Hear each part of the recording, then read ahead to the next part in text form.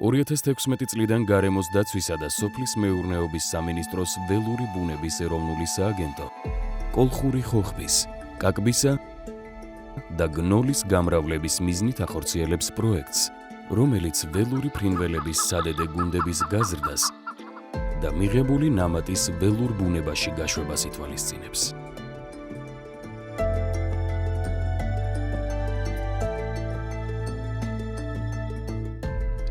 აღსანიშნავია, რომ სადედე გუნდები მიეწოდება სამონადირეო მეურნეობებსაც, მდგრადი მართვის პრინციპებზე დაფუძნებული ნადირობის უზრუნველსაყოფად.